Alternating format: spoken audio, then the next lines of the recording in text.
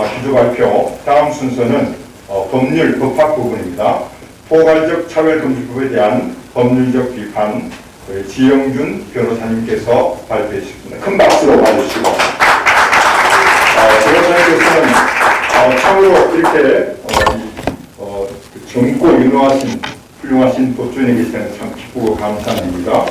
법무법인 저스티스의 대표 변호사로 계십니다. 특별히 이런 동성에 들어가는 한국교회와 또 시민단체를 지도하시는 지도자이십니다. 다시 한번 큰 박수로 맞으시고. 네, 우리 또 훌륭한 선교사님 너무 소개를 잘 해주셨는데요. 법화는 좀 재미가 없습니다. 지금까지 하신 분들을 아주 잘 하셨는데 이제 정말 졸릴 수도 있거든요. 그래서 너무 죄송하고 근데 조금 제가 이제 법학이란 건 정말 사회적 합의입니다. 근데 이제 아까 우리 진규 교수님, 대선배님들 또 우리 교수님들 또 최진 교수님도 하시는데 성별 제3의 성을 사회적 합의로 정할 수 있을까? 그 부분은 제가 좀 이해가 안 되는 것 같아요. 법학은 사회적 합의가 될 수 있습니다. 그러나 윤리나 정말로 그 성별을 정하는 것, 제3의 성을 정하는 것이 과연 사회적 합의가 될 수 있는가? 이런 고민은 사실 제가 들으면서 이렇게 좋은 말씀 하시는데 이 자리에서 법학 이야기하면 다 나갈 것 같은데 그때는 해보겠습니다. 제목이 있습니다. 21쪽 보시면 그래서 순서가 다 있는데요. 20분 안에 저는 하도록 하겠습니다. 일단 포괄적 차별금지법은 2007년부터 지금까지 7번에 걸쳐서 있었습니다. 제가 도표를 그려놨습니다. 그런데 다 처리가 됐었죠. 오늘도 이채익 의원님이나 또 우리 제가 존경하는 조배수 의원님 오셨는데 국회에서 이렇게 의원님들 도와주셔서 막았습니다. 그런데 이제 22쪽 가보시면 이렇게 하니까 국가인권이나 다른 분들이 법률적인 어려우니까 학생 인권조를 통해서 개선했었습니다. 제가 보면 제가 다른 한 편이 쓰는데요. 아직 포괄적 차별금지법이 제정되지 않은 때에도 2017년 9월 달에 서울시 학생인권 조례를 통해서 우리가 흔히 말하는 혐오 표현이라는 것을 넣었죠. 그게 이제 제가 각주 사회에 달았지만, 학교장이나, 교직원들이 유용한 차별사회 쭉 있지 않습니까? 19가지 사유를 이유로, 차별적 언사나 행동, 혐오적 표현 등을 통해 다른 사람의 인권을 침해해서는 안 된다. 이게 이제 혐오 표현이 이미 학생들한테 통해서 이미 다 학생인권들에 들어갈 때 있던 것입니다. 이제 자기들이 또 국회에서 힘이 강해지고 숫자가 많아지니까 이제 아예 법률을 통해서 하려고 하는 것이죠. 2020년에 이제 23쪽 보시면 이제 추진하는데 이분들이 추진한다는 게 이제 헌법상의 평등을 구현하겠다 이것입니다. 그런데 저는 23쪽 보시면 이 헌법 11조의 헌법상의 평등을 법률로 지금 만들고 있는 포괄적 차별금지법과 헌법 11조는 전혀 분명히 다른 것이다. 그 생각합니다. 왜 그러냐면 우리 국회의원들 와 계시니까 제가 우리가 헌법 공부할 때 보면 헌법이란 것은 국가기관과 국민 간의 관계. 그러니까 우리가 그걸 대국가적 효력이라고 하는 것입니다. 국민이 국가에 대해서 평등을 요구하는 것이지 사인 간의 관계에 규라는 것이 아니거든요. 그래서 사인 간의 관계는 민법이 규라는 것입니다. 그리고 민법에 사적 자치 원칙과 계약 자유 원칙이 있는데 그것을 이 포괄적 차별금지법이라는 걸 통해서 우리의 사적 자치와 계약의 자유 원칙, 민법을 완전 형용화시키는 그런 법률이다. 그렇기 때문에 우리가 할 때 사람들이 헌법에 무슨 평등 원칙이 있는데 왜 차별이 금지합니까? 그것과는 전혀 분명히 다른 것이다. 그것은 의원님들이나 판사님들이나 행정부 공무원들한테 평등을 요구하는 것이 사회한테 요구하는 것이 아니죠. 그것을 이제 우리를 현혹시키면서 포괄적 차별금지법을 만들어가지고 대사회적 효력을 하게 하면 우리에게 주어졌던 지금까지 우리 진교훈 교수님께서 말씀하신 자기결정권은 완전 행위하는 것이다. 그게 제가 오늘 주제가 대사회적 효력에 관한 것입니다. 왜 그러냐면 제가 예컨대 24쪽 한번 보십시오. 이분들이 10조부터 4조 해가지고 이러이러한 사회에 대해서 차별금지 사회적 23가지를 해놓고 등해놨어요. 이런 것을 차별금지법과 10조 4조에 보면 이런 것을 서류 지원할 때나 채용안에서 고용해서 서류 지원이나 면접 시에 직무와 관련 성별 등의 정보를 제시하거나 요구하지 못한다 하면 과연 여러분들이 이력서에다 무엇을 쓸 것인가? 교수님들이 내가 그러면 내 조교를 뽑는데 또 어떤 직원을 뽑는데 이걸 빼면은 무엇을 뽑아란 말입니까? 그런 쪽에서 보면 이 차별금지법은 우리에게 계약 자유 원칙을 완전히 가져가 버린 것이다. 그래서 그런 쪽에서 보시면 될 것 같습니다. 그 다음에 아까 이제 성별의 권리도 많이 했었죠. 성별의 규정은 우리 사실 우리 헌법에는 여자란 말이 나옵니다. 헌법이 있죠. 그 다음에 36조 양성의 평등, 양성이란 말이 나오죠.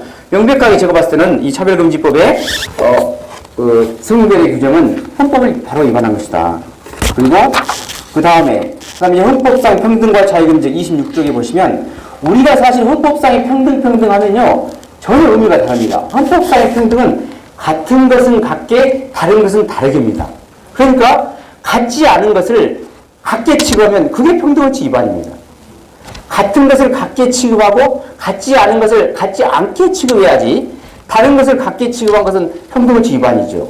그런데 우리는 차별금지하면 같지 않은 것도 같이 해줘야 되는 것인가? 그건 헌법 위반입니다. 제가 봤을 때는. 그렇기 때문에 우리가 생각하는 그런 차별금지 그 평등원칙하고 전혀 다르다.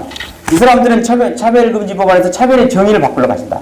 우리가 생각했던 헌법상의 평등원칙에서는 자유금지원칙, 같은 것은 같게 다른 것은 다른 것인데 이 사람들은 차별의 정의를 분리, 구별, 제한, 배제하거나 분리하게 대우하는 것이다. 법학에서 분리와 구별이 없을 수가 있습니까? 그러면 법률 요건이 항상 아무 의미가 없죠. 기본적으로 법률은 구별과 분리를 전제로 해서 그 요건을 정해가지고 이 요건이 맞으면 이런 효과를 주고 이 요건이 맞지 않으면 이런 효과를 안 주고 이것이 기본이죠. 그러면 뭐 법에서도 분리, 구별이 없으면 법 배울 필요가 없는 건 아니겠습니까? 그래서 저는 이 차별금지법안은 57조 보시면 더 나아가서 이제 아까 말씀드렸던 혐오표현, 신체적, 정신적 고통을 줬던 그런 것까지, 혐오표현까지도 차별금지 사유에 넣으려고 하는 것이다. 그게 차별이다. 그러면 저는 이제 그 부분에 대해서는 우리가 정말로 할 수가 없는 것이죠, 사실. 혐오표현을 차별이라고 넣으면 말도 못하는 거 아니겠습니까? 그 다음에 증명책임의 전환입니다. 소송법상 증명책임은 우리 의원님도 알겠지만 법을 딱 만들 때 왜 법사위가 있습니까? 법을 딱 실제법을 만들 때 법 조문 자체가 이미 누가 증명책임이 나오니 딱 나옵니다. 그래서 원칙, 본론적인 것은 원고가 주장하고 다만 그러지 않냐다 하는 피고가 네가 주장해라. 이게 증명책임 분별원칙이 딱 정해졌거든요. 그런데 여기서는 증명책임을 전환시켰다. 그러니까 원고는 피해자는 나는 차별만 있습니다. 주장만 하면 나머지는 다 가해자가 입증해라. 그렇게 하면 우리가 이제 원칙과 예외의 혼돈이 일어납니다. 우리는 원칙은 가능한 몇 개 확장해서 유치해서 가능하지만 예외는 엄격하게 해석한 게 대원칙이거든요. 그런데 그것을 바꿔버리면 이제 원칙과 예외가 바뀌게 된 것이다. 그래서 소송법상 허용돼서는 안 된 것이다. 그 다음에 이제 우리가 또 이제 제재와 처벌 규정. 사실 이게 우리가 요즘에 가장 저희 진영에서도 문제가 많이 됩니다. 과연 목사님들이 설교하는 게 처벌의 대상인가? 저는 기본적으로 또 무신론자에게 전도를 하는 것이 처벌의 대상인가? 그냥 그쪽에서 계속 처벌받지 않습니다. 가짜 놓습니다. 이렇게 주장을 해요. 그런데 저는 28쪽 보시면 과연 처벌이라는 게 무슨 뜻이냐? 처벌의 의미가 형사처벌만 말하냐? 저는 사실 징계처벌을 받아봤거든요.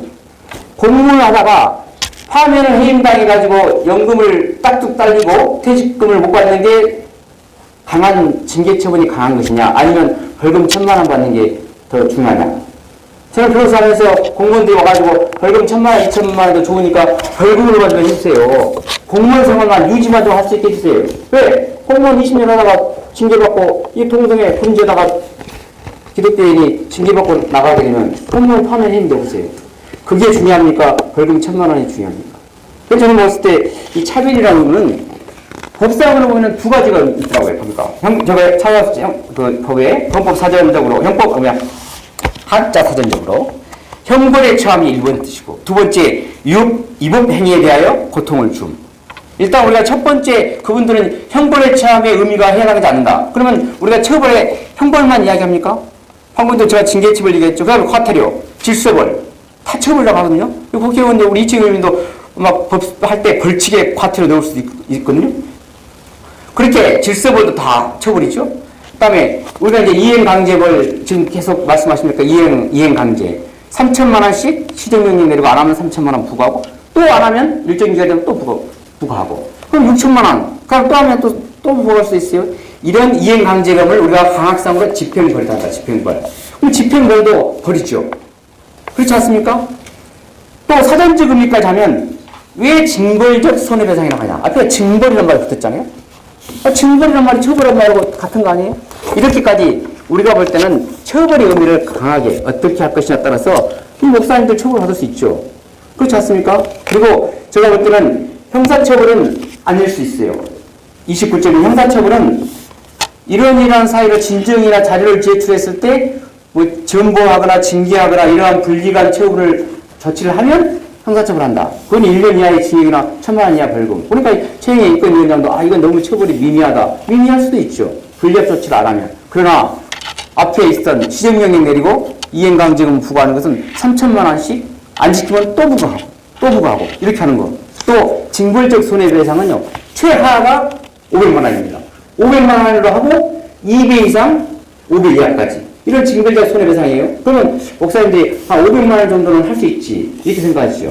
근데 어떤 분이 교회에서 설교한 거 처벌 안 해? 그러면 목사님들 요즘 다 유튜브를 해요. 유튜브를 하게 되면요. 정보통신을 이용하거나 방송을 이용하거나 다 처벌할 수 있게, 차별에 해당하게 돼 있습니다. 그럼 목사님들이 여기 오늘 CCR도 와 있고, 기독교 방송, 극동방송, CTS, CBS 나와서 설교하면, 그럼 완전 광고지요. 이렇게 그랬을 때, CTS, CBS, 극동방송, CCR은 다 시정명령 받을 것이고, 그리고 목사님, 당연히 손해배상 방하겠죠. 근데 손해배상을요, 한 명이 안 해요, 한 명이. 왜? 그걸 방송에 들은 사람이 1,000명이 되면 어떡하십니까? 유튜브에 내가 10,000명이면 어떡해요? 그 10,000명한테 500만 원씩 줘보세요. 어떻게 된가? 이런 생각을 하셔야죠. 기획소송이 딱 들어온다, 그 사람들이. 그러면 1인당 500만 원 이상이다. 500만 원 이상 돼 있죠. 그러면 10,000명이 딱 소송 시작해요. 한두 명만요, 소송 딱 시작하고 기획소송 나오면요, 그다음부터 목사님들 절대 그런 이야기 안 합니다. 그런 것이 이런 법입니다. 그렇기 때문에 이 법은 목사님들 처벌하는 그런 법이 아니에요. 목사님들 한두 명 정도 언론에 세우고 대형교회 어떻게 나오면 목사님들 그 성경책에 강의할 게 많은데 그런 거 하겠습니까? 다른 것도 많죠. 자기 양들 챙기는 거 많은데 그런 목적이 아니고 이 차별금지를 만드는 것은 제가 나오면 교육과 교육 내용 그렇기 때문에 결국 우리의 다음 세대들에게 교육을 시키려고 한 것이다. 제가 계속 강조하지만 이 차별금지법, 학생인권제도도 마찬가지지만 이 사람들은 사회적 혐오와 편견을 막겠다는 이유로 성평등과 인권교육을 공교육에 포함시키겠다는 것입니다. 그래서 계속 다음 세대에게 교육을 시켜서 평등, 차별을 하다가 어느 순간에 이렇게 되는 거지, 사회가.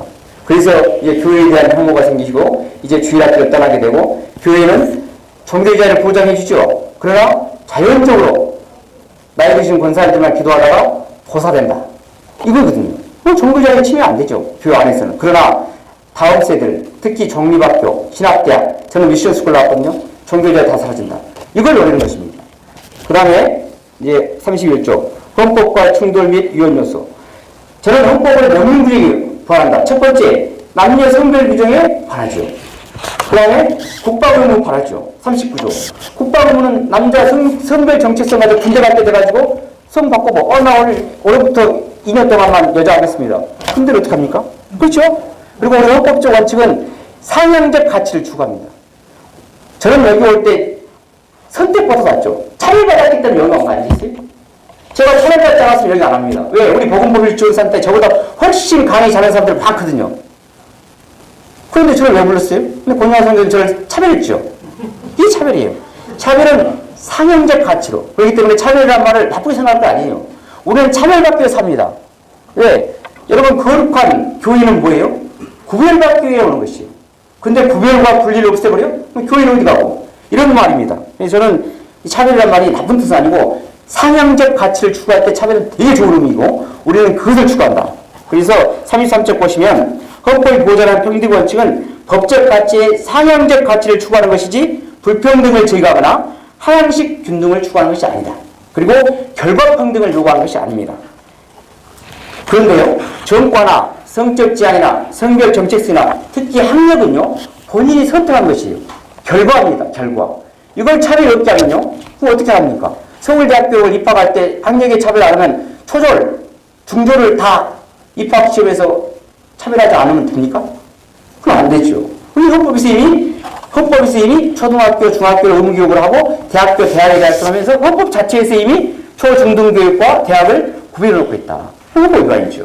그리고 제가 이제 34쪽에 우리 헌법 10조는 국민의 행복 주권과 여기에서 파생된 일반적 행동 자유권으로서 사책 자유권과 계약의 자유를 헌법 10조에서 보장하고 있습니다. 11조, 저는 11조도 아니죠. 이 포괄적 자유권법. 이것으로 10조를 위반할 수 없죠. 자기결정권이 완전히 huy화되는 것입니다. 그리고 119조 1항에 보시면 사회주산제도와 사적자치원칙, 과실책임 원칙을 기초로 한 자유시장 경제시설을 기본으로 하고 있죠. 그리고 계약자유원칙, 모든 그 기업에서는 내가 누구를 뽑을 것이냐, 어떤 내용에 개혁할 것이냐, 그 다음에 고용주에게 자유가 있는 것인데 그걸 뺏어가면 그럼 누가 회사를 운영하고 누가 계약을 할 수 있겠습니까? 그리고 시간이 몇 분 남았습니까? 지금 13분 지나고 있습니다. 네, 그러면 그만해야 되겠습니다. 13분 지났더니 20분 시작했는데 13분 지났으니까 지금 7분 남았다는 거죠? 네. 그러니까 그런데요, 이렇게 우리의 기본권을 제한하는 이런 법률들인데요, 더 중요한 것은 우리 양심의 자유를 제한합니다. 양심은요, 아까 우리 교수님들 말씀하셨죠. 내 양심은 무엇입니까? 세계관, 인생관, 주의, 신조는 물론 내가 옳고 그름을 판단하는 데 있어서 이렇게 행동하지 않고는 내 인격적 가치가 파멸되고만 내면을 진지하는 사람. 이렇게 하네요. 그러면 옳고 그름을 판단하는 건 내 양심 아닙니까? 옳고 그름을 판단하는 것은 내 가치관이 하는 거 아닙니까? 가치관. 더 쉽게 말하면 이제 볼펜이 이게 만 원짜리 볼펜이 있을 수 있고 1,000원짜리 볼펜이 있을 수 있지만 이 가치가 다르지 않습니까? 그럼 우리도 벌써 내가 이걸 선택할 거야, 저걸 선택해야 모든 걸 선택하는 데 있어서는 가치관이 따라야 되고, 그때는 하나를 선택하면 하나는 반드시 선택을 안 받게 되죠. 그리고 우리가 사랑한다, 좋아한다. 사랑한다, 좋아한다 말의 반대는 싫어한다, 미워한다 말입니다. 혐오란 말을 한국말로 하면 싫어한다, 미워한다. 그러면 싫어하고 미워하는 혐오가 없으면 사랑한다, 좋아하는 말도 있을 수가 없겠죠. 그렇지 않습니까? 그리고 우리 양심에서는 기본적으로 양심의 자유를 제한하게 했습니다. 그 다음에 두 번째, 종교교육과 선교의 자유입니다.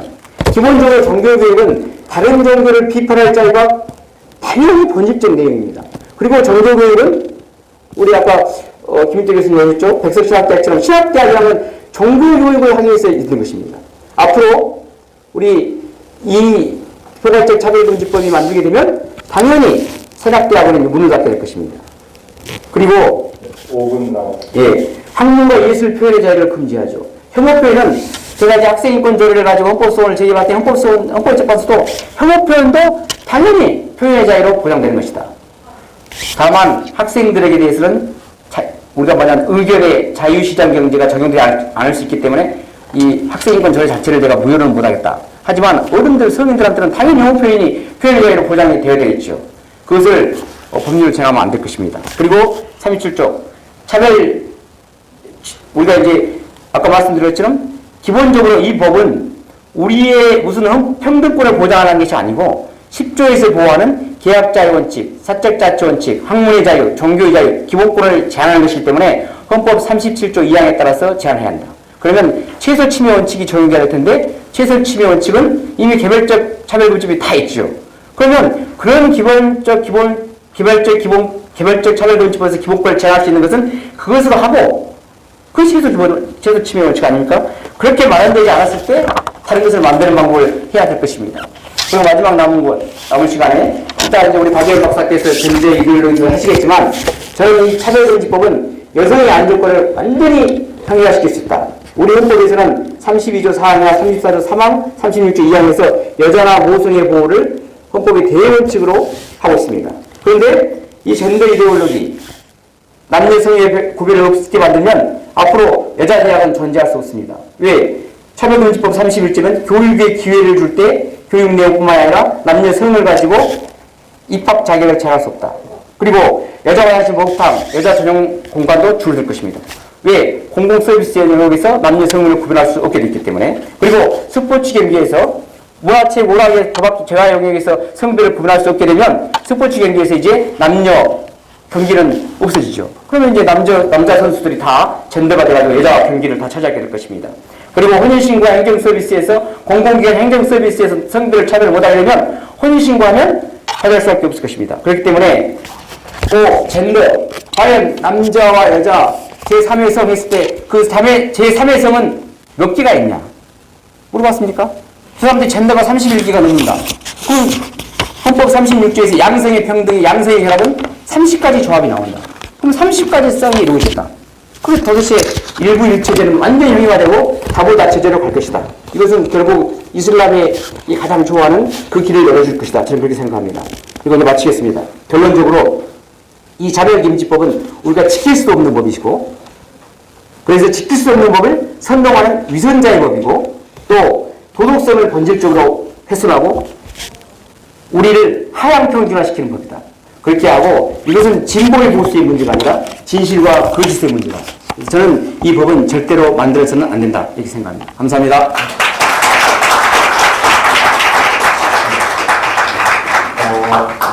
우리나라의 훌륭하신 인권 변호사님이 대통령이 되셨어요.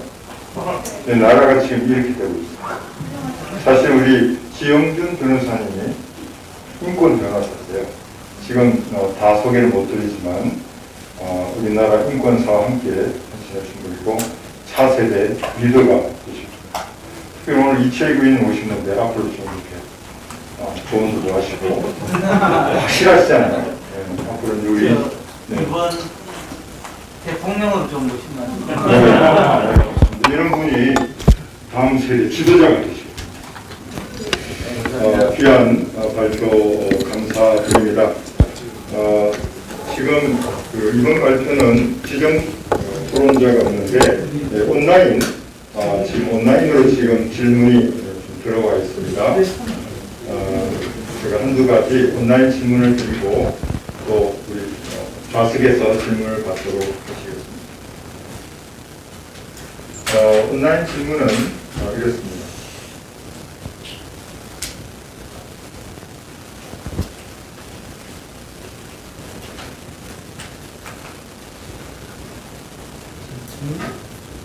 네, 온라인 질문 제가 드리겠습니다.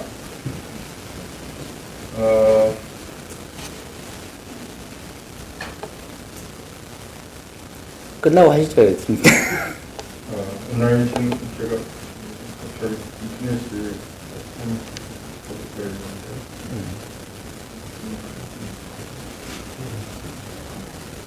네. 첫 번째 온라인 질문은 이것입니다. 미국의 대형 순례, 종교의 자유, 보장법 발의 같은 이런 선제적 대응이 가능할지 의견을 묻는 질문입니다.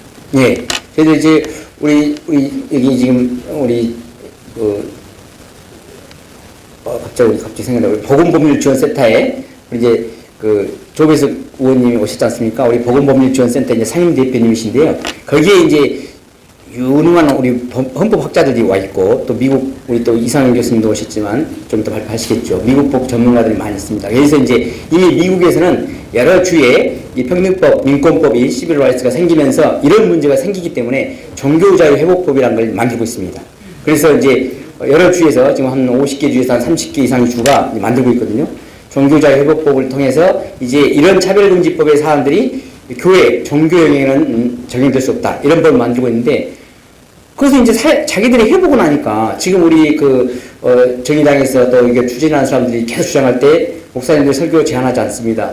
종교자유 자유롭습니다. 했는데 딱 법을 적용하다 보니까 전부 교회에 대한 공격만 있게 된 것입니다. 그렇기 때문에 이제 이렇게 하다가는 사실 우리 인권의 기본은 우리가 이제 논의가 있어요. 인권의 기본 도대체 프랑스의 부뚜미가 프랑스의 인권선언 우리가 1789년에 프랑스의 운명이 인권의 효시냐 아니냐, 1776년에 미국의 독립선언이 또 미국의 헌법이 인권의 효시다 이렇게 주장하는데요. 당연히 이론상으로 보면 거기가 빠르죠. 그래서 제도사적으로는 인권은 미국의 연방헌법이다 하면서 결국 미국의 헌법을 만든 사람들은 종교의 자유를 찾아서 간 사람이다. 그래서 인권의 효시는 종교의 자유다. 이렇게 이제 우리 헌법 측에 나오는 그런 이론이거든요. 그렇기 때문에 미국에서는 종교의 자유가 모든 기본권의 인권의 기본이죠. 그래서 종교의 자유가 없으면 미국은 무너진다. 해서 이제 종교의 자유를 회복시키고 있는 것이고, 그런 두 번 일이죠. 어렵게 이렇게 차별금지 만들었다가 다시 정규제를 해보고 만드는데 우리는 그럴 필요가 없지. 우리가 아직 소수자다. 종교의 소수자야, 우리는. 그래서 저를 계속 이야기해. 우리가 람난트다. 왜 걔들만 소수자냐? 우리가 소수자지. 그래서 우리는 나는 계속 종교적 소수자를 주장해야 한다. 그래서 우리가 이제 그 국제인권연합에 보면요. 민족적, 종족적, 종교적 소수자를 보호하게 돼 있어요. 27조에. 우리 자유인권선언에. 그래서 이때 이상한 교수님 할 것일 거예요. 우리가 소수자인데 왜 우리를 보호 안 해주고 조문에도 없는 이상한 소수자를 보호하냐. 그래서 아예 만들지를 말게 하는 게 더 중요하겠다. 저는 그렇게 말씀드리고 싶습니다. 네, 감사합니다. 실수요? 질문. 그 좌중에 질문 있으시면 저쪽에 뒤에서 소속하고 이런 이야기 주시면 주십시오. 네.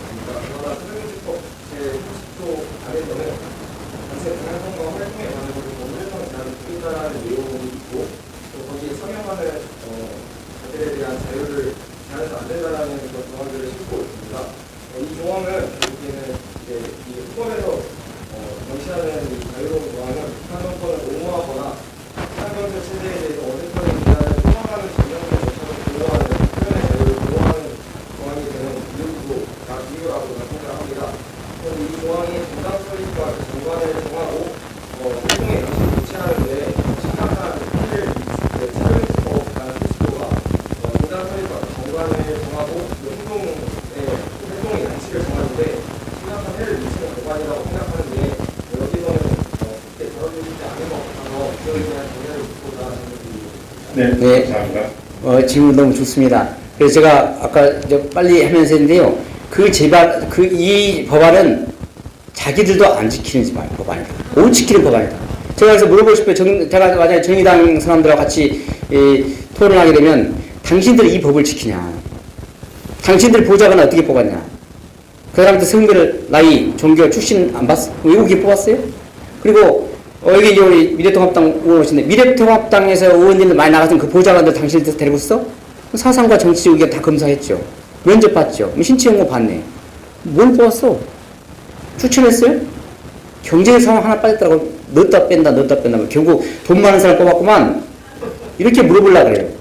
그랬더니 딱 거기다 자기들이 정당 뽑은 또 예외를 해놨더라고. 단체 설립해서. 누구나 지킬 수 없는 법안이고 제가 위선자의 법이라고 했는데요. 그런 것입니다. 사실 좋은 질문인데요.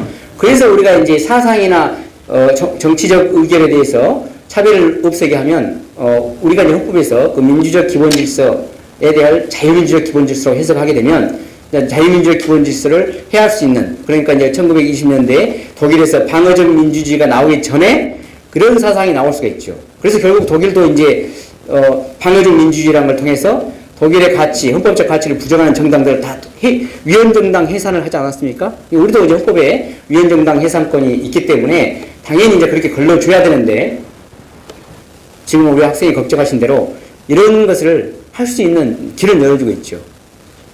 그러나 반대로 단체 설립에 대해서 반대를 안 하고 한다면 내가 그러면 정의당에 들어가서 원서를 내겠다. 이렇게 해보고 싶어, 저는 사실은.